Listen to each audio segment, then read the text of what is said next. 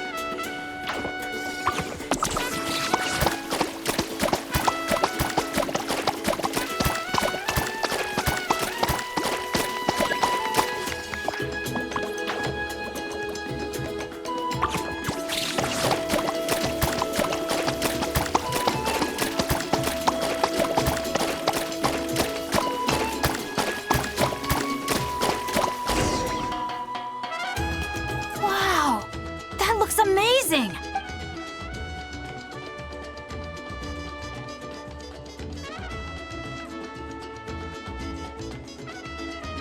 Guys, over here! We're gonna take a picture together! Oh, not bad, not bad. You're all looking full of energy this morning. Not a trace of bedhead or dark circles in sight. Oh, you even look out for stuff like that?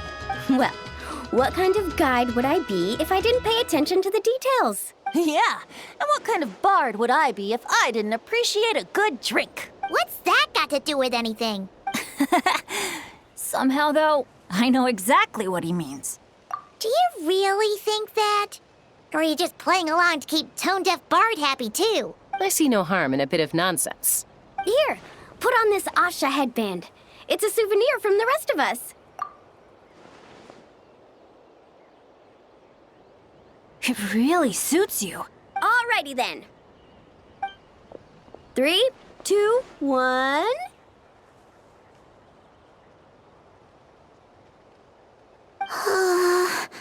Paimon? Sorry. All that nonsense has got Paimon's head muddled. Her mind's gone completely blank. Don't want it all to end, huh? Are you worried once you say those words, the vacation will officially be over? How the... Paimon thought peacemakers couldn't read people's minds. Oh, Paimon. Don't worry, Paimon. Summer's sure to come again. Just like you said when you made that wish to the Pyro Archon. Even though we'll all be going our separate ways, as long as we cherish each other's friendship, I just know that our paths will cross again. Bennett's becoming quite the talker, huh, Professor Venti?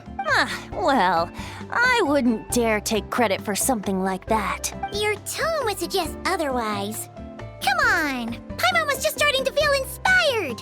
Why don't we just give it another try? Yeah, let's do it all together this time. Huh. What should we shout? Sounds good! 3, 2, 1. Lucky Star!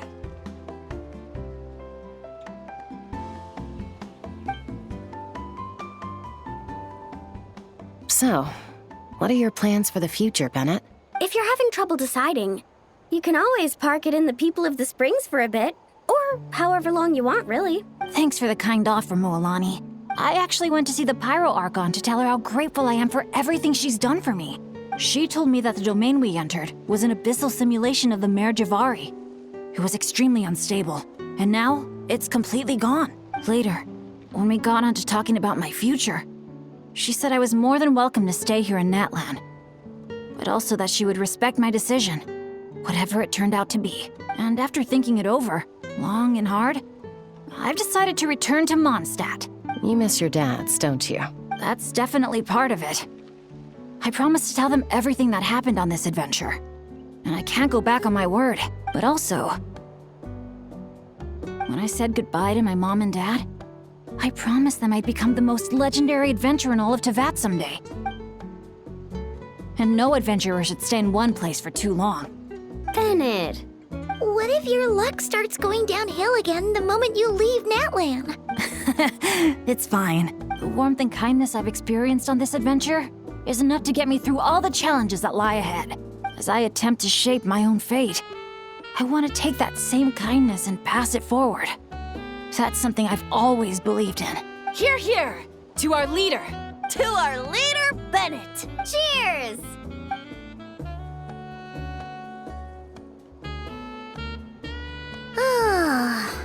This is gonna be another all-nighter, isn't it? The fun never stops! Who's up to perform next? Bennett's almost fallen asleep several times now. No. I can still keep going. Go get some rest now, guys. And seeing as you've still got the energy, I'll leave the cleanup to you, Mualani. Why me? Traveler, perhaps you could join me for a walk? I know a great spot.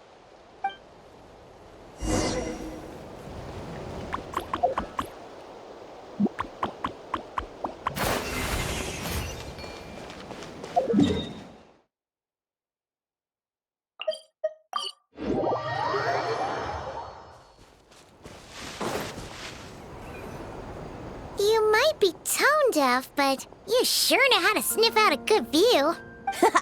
Glad you like it. Some stories aren't meant for the birds, only for the stars high in the sky. More like a story that begins with time itself. Long, long ago, time began to write the story of this world. To her, all living beings were equal, both in their value and in significance. Like an ancient scroll, she engraved upon her memory all people, all events, all encounters, and all farewells. Back then, as an animal spirit, I had a chance encounter with time at the Thousand Winds Temple. Hearing my wishes, she entrusted me with fragments of her power and authority. Sounds like you've heard the story of time in the wind before. Charming, isn't it? Through the memories engraved in rituals, poems, ruins, and ancient texts, the same beings she considered so insignificant have met her, time and time again. So, this is the story you wanted to share? More like the prologue. The corruption of the Mare Javari is tied to time itself. To put it another way, it is a calamity present in every moment that will ever be. Unlike time herself, I have always cherished many wishes in my heart. 500 years ago, to prevent the corruption of the Mare Javari from spreading beyond Tenochtitlan, I blew it off the timeline, turning it into the Windless Land. Oops, seems like I may have confused you.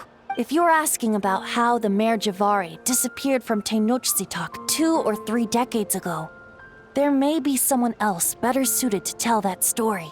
The Mare Javari has been the bearer of too many stories that weren't meant to be its own. I merely played a part in one of its chapters, and the choice I made 500 years ago came with a price. Some souls were unable to return to Mondstadt as a result, while others stayed to settle in this land, merging with the Monitu to become the Asha we see today. So the reason you're here in Tenochtitlan is because... Correct. I'm here to collaborate with the current Pyro Archon, Mawika. Correct again. The flame was our signal. Only by having Mawika open a rift between that space and the true Mare Javari could I sneak in and bring back all the souls who wish to return. As for my little trick of bringing back memories as well, it's not the first time I've pulled that off. Mawika also mentioned that you were planning to introduce us. Looks like I beat you to it, huh? I was glad to discover that she shares my love for fine wine and freedom. We got along great. Well, it really took it out of me for a few days. In fact, I still feel pretty dead on my feet even now. Oh, really? But thinking of all the Aether mead and dandelion wine still left to drink, I suppose I can hang in there a little longer. You don't look that tired to Paimon. So, don't think you can just pull out that little excuse and we'll suddenly foot all your bills. Oh, how you wound me, Paimon. You'll hook me up with some good liquor, won't you, traveler? I suppose to protect Mondstadt, and that everyone who wishes to stay there has the freedom to choose their own path.